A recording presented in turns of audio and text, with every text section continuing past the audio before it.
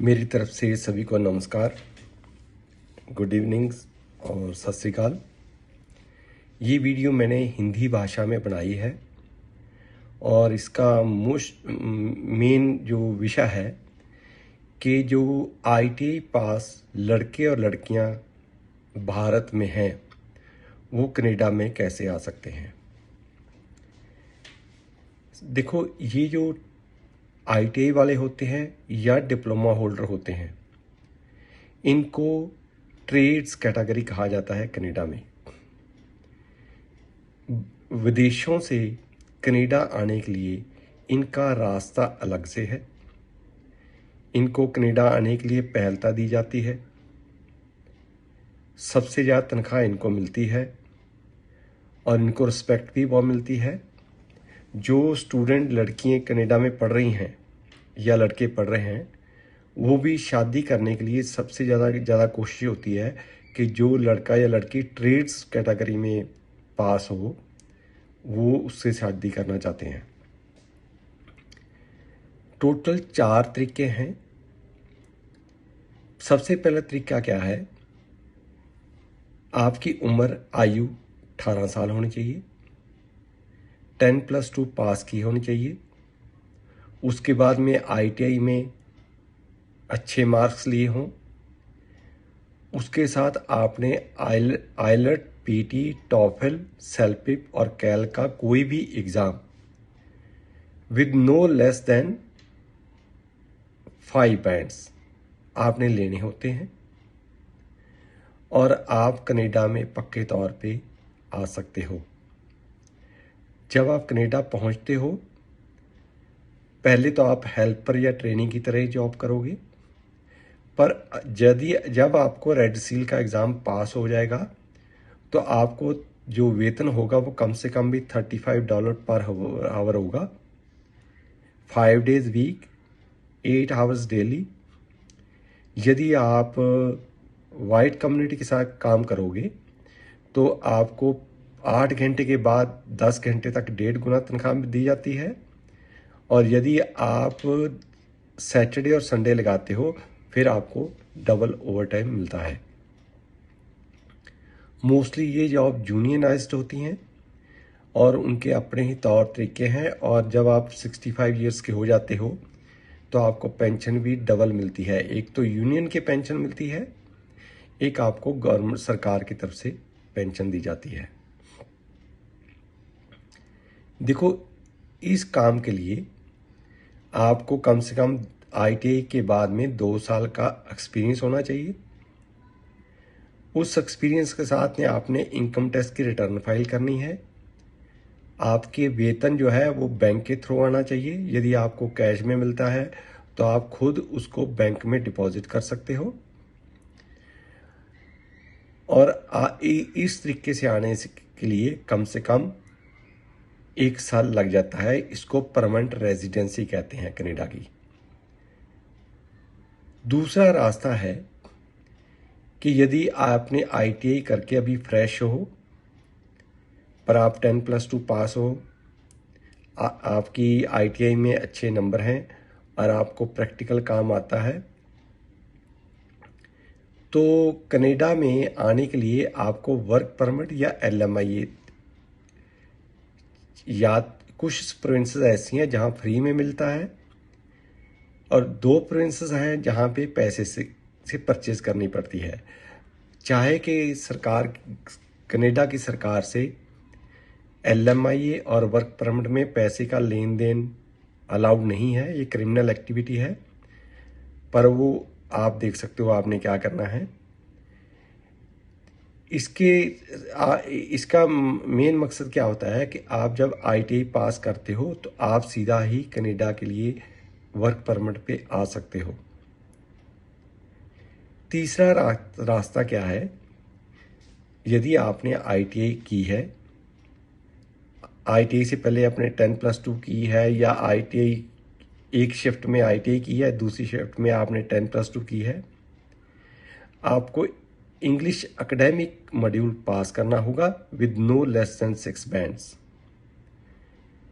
ये लेने के बाद आप स्टडी परमिट के ऊपर आप आते हो, जिसके ऊपर लगभग 16.5 लाख रुपए इस साल खर्च आता है, जिसके अंदर 8 से 10 लाख रुपए आपकी फीस है कॉलेज की, और 10,200 कनेडियन डॉलर जो लगभग 6 लाख भारतीय रुपए के बराबर होते हैं, वो आपके बैंक में डिपॉजिट होता है, आपके नाम के ऊपर ही होता है, और आप यदि इसको यूज़ करोगे तो यूज़ होगा, नहीं होगा तो आपकी सेविंग होगी। एयर टिकट आजकल के जो रेट है वो 1.5 लाख रुपए है अप डाउन का, सिंगल वे का 75,000 इंडियन रुपीज़ या 80,000 रुपये के बराबर मिलेगा। ये रेट अप और डाउन होता रहता है।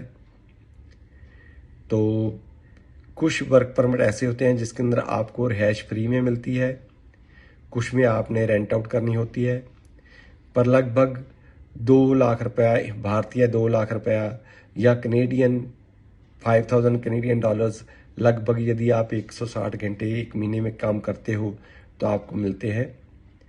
तो मोस्टली क्या होता है कि 8 घंटे किसी भी एम्प्लॉयर के साथ काम करने के बाद अक्सर जो लोग हैं वो डबल शिफ्ट या 4 घंटे एक्स्ट्रा और कोई काम कर लेते हैं, तो उनकी अच्छी इनकम हो जाती है।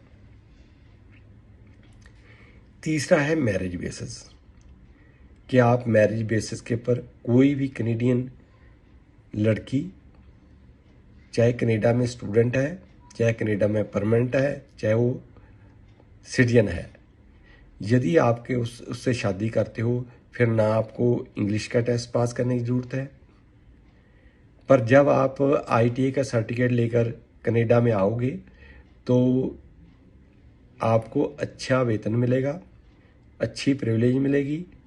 आप उससे, क्योंकि आपका वेतन अच्छा है तो आपको बड़ा घर लेने के लिए बैंक लोन देता है, और आप इस तरह से ज़्यादा कामयाब हो सकते हो। चौथा तरीका जो है वो क्या होता है कि यहाँ पे एक हम लोग उसको कहते हैं एक्सप्रेस एंट्री, वो उसको हम लोग कनाडा में एक्सप्रेस एंट्री कहते हैं, या प्रोविंशियल नॉमिनी प्रोग्राम भी कहा जाता है। प्रेजेंटली यदि हम अगस्त 2022 के आंकड़े लें तो लगभग 10 लाख वर्करों की शॉर्टेज है कनाडा के अंदर। तो इसके अंदर क्या होता है कि अभी अक्टूबर तक इसको ओपन करेंगे, तो यदि आपने 10+2 पास कर रखा है, इंग्लिश आपको आती है, आपने ITA कर रखी है, उसके बाद में आपके पास 2 साल का एक्सपीरियंस है, आपने इनकम टैक्स की रिटर्न फाइल की हुई है, तनख्वाह बैंक के थ्रू है, तो आप कनाडा में इजीली आ सकते हैं। इसके अंदर आपको बहुत आसानी से आप विद फैमिली आ सकते हो, आपकी वाइफ भी या आपके बच्चे भी आपके साथ ट्रैवल कर सकते हैं, और ये up to around 35 years easily आप आ सकते हो। तो ये कुछ तरीके हैं जो भारत से डिप्लोमा होल्डर या ITA इंडस्ट्रियल ट्रेनिंग इंस्टीट्यूट का कोर्स करके लड़के या लड़कियां मैरिड और अनमैरिड कनाडा में परमानेंट प्रवास के पर आ सकते हैं, काम करने के लिए आ सकते हैं। यदि आपको इसके बारे में और कुछ जानकारी चाहिए तो हमारे जो कनाडा के लोगों ने एक पटियाला पंजाब के अंदर एक सेंटर चला के दिया है जिसका नाम है कनेडियन ITA।